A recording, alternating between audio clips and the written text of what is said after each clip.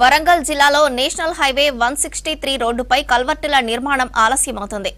ఓగ్లాపూర్ SRSP కాలువపై చేపట్టిన bridge నిర్మాణ పనులు 2 ఏళ్లైనా పూర్తి కాలేదు. మరోవైపు చాలా చోట్ల రోడ్లు కొట్టుకుపోయాయి. అధిక లోడ్తో వెళ్తున్న ఇసుక, బొగ్గు లారీలతో రోడ్లు ధ్వంసమయ్యాయి. నిత్యం భక్తులు వెళ్లే మేడారం రోడ్డు కూడా ప్రమాదకరంగా మారిందంటున్నారు పబ్లిక్. అధికారుల నిర్లక్ష్యంతో వరంగల్ నుండి ములుగు, భూపాల్పల్లి వెళ్లే జాతీయ రహదారులు అధ్వానంగా తయారయ్యాయని ఆరోపిస్తున్నారు.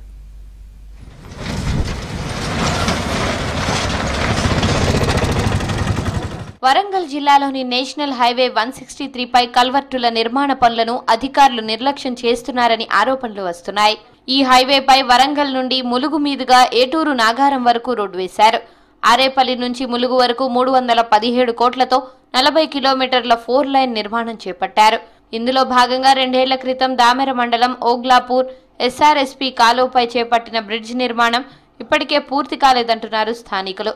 నత్తనడకన పనులు సాగుతున్నా నేషనల్ హైవే ఇంజనీరింగ్ అధికారులు పట్టించుకోవడం లేదని విమర్శిస్తున్నారు.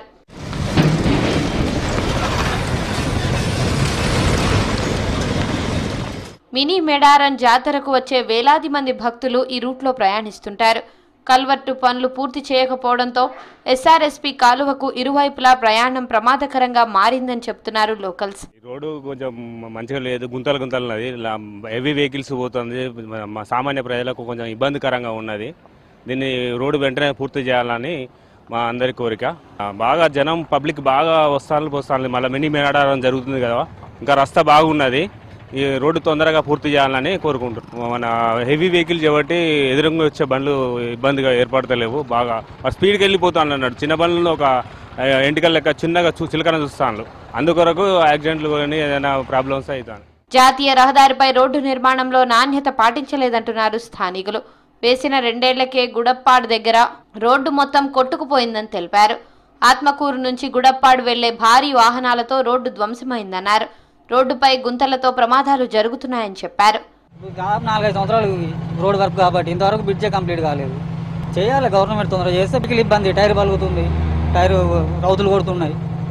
ఓవర్లోడ్ చేయబట్టి అది ఓవర్లోడ్ చేయబట్టి గాడీలు పడుతున్నాయి.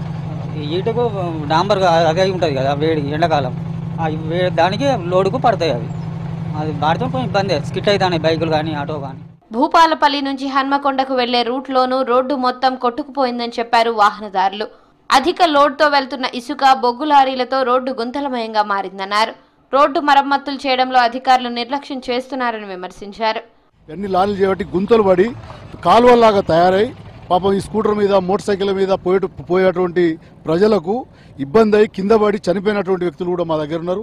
ఇప్పుడు ఈ నిమిషంలో ములుగు నుంచి వెళ్ళి వరంగల్ పోయేటువంటి రహదారి ఏదైతే నేషనల్ హైవే రోడ్ ఉందో, 4 లైన్ ఉందో, అక్కడక్కడ వర్క్స్ పూర్తిగా నిర్లక్ష్యానికి గురై ఎప్పుడు కూడా క్లియర్గా వాళ్ళు ఇప్పుడు ఈ రోజు వరకు కూడా పూర్తి చేయలేకపోయారు. వాళ్ళ టైం కూడా అయిపోయింది. కాబట్టి దయచేసి దీన్ని అధికారులు గమనించి వెంటనే ఇమ్మీడియట్గా చేయాలని చెప్పి, ఈ మధ్యలో కెనాలు అడ్డం వచ్చిన కాడలా తవ్వి దాన్ని పూడ్చే విధానం కానీ చాలా ఇబ్బందికరంగా ఉన్నది. ప్రయాణికులకు కానీ వచ్చేటువంటి వాహనాలకు కానీ, మరి పెద్ద హెవీ ఇసుక లారీలు కానీ, ఈ బొగ్గు లారీలు, ఈ రోడ్లు రైలు పట్టాలను మరిపించే విధంగా పెద్ద పెద్ద గాడీలు పడి ఆ గాడీలలోకి వెళ్ళి 2 వీలర్స్ కావచ్చు అని ఇంకా చిన్న చిన్న వెహికల్స్ అన్నాక స్ట్రిక్గా కింద పడి, ఒక రోజైతే మా షాంపేట దగ్గర అంబులెన్స్తో సహా కింద పడి ప్రమాదానికి గురైనటువంటి సంఘటనలు ఉన్నాయి.